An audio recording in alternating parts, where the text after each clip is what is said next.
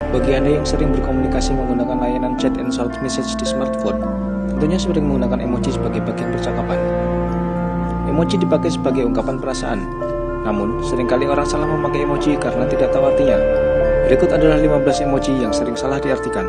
Yang pertama, cowok membungkuk. Emoji yang jarang digunakan ini seringnya sih dipakai untuk menandakan kalau kita lagi mikir, serius, atau ada juga yang pakai untuk nunjukin kalau dia membungkuk setuju sambil bilang hai. Padahal arti sebenarnya emoji ini menggambarkan ekspresi respect. Di Jepang, kebiasaan ini disebut dogesa, dilakukan untuk menunjukkan rasa hormat. Yang kedua, cewek bawa nampan. Kebanyakan emoji ini digunakan untuk menunjukkan rasa sombong. Seperti lo bilang, bodo amat deh, gue gak percaya sama lo. Padahal arti yang sebenarnya emoji ini digunakan untuk menunjukkan rasa ingin membantu.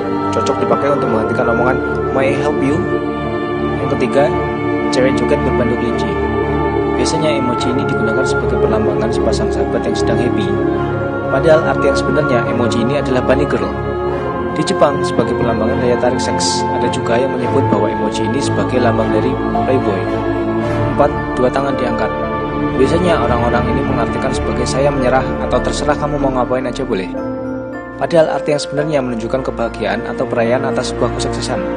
Emoji ini adalah padanan kata hore. Yang kelima, dua tangan terbuka. Emoji ini seringkali diartikan sebagai tangan yang siap tos atau tangan yang bayangannya bakal membentuk burung. Padahal arti yang sebenarnya, emoji ini adalah sebagai simbol keterbukaan atau ekspresi ingin memeluk. Yang keenam, dua tangan menempel.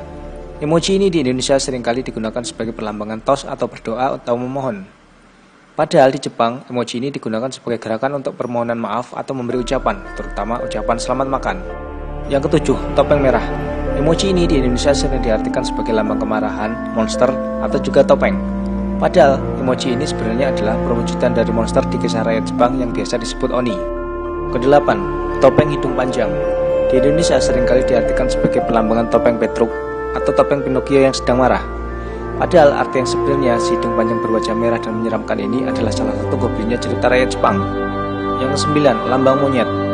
Di Indonesia seringkali diartikan sebagai perlambangan rasa malu, tutup mulut, atau tutup telinga. Padahal arti yang sebenarnya trio monyet ini biasa disebut sebagai tiga monyet bijaksana.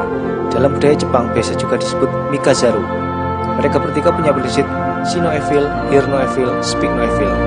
10. Bambu. Di Indonesia hanya berarti bambu, tebu, atau angklung. Padahal arti sebenarnya di Jepang biasa disebut kodamatsu, hiasan dari bambu yang biasa ditaruh di depan rumah saat perayaan ulang tahun baru sebagai doa semoga tahun depan lebih membawa berkah. 11. Gedung cinta.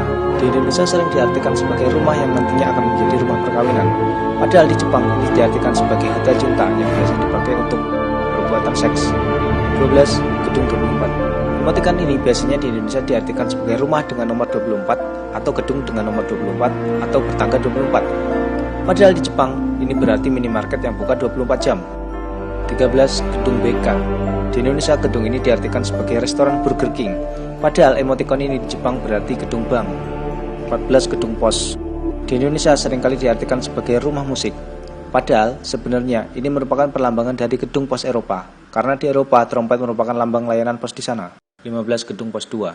Di Indonesia ini hanya bermakna gedung biasa, tetapi emotikon ini di Jepang diartikan sebagai gedung kantor pos Jepang. Demikianlah pemirsa, hal-hal unik dan menarik yang kami sampaikan. Saksikan terus tayangan-tayangan channel terbaik yang akan selalu kami update dengan cara mengklik tombol subscribe atau tombol langganan.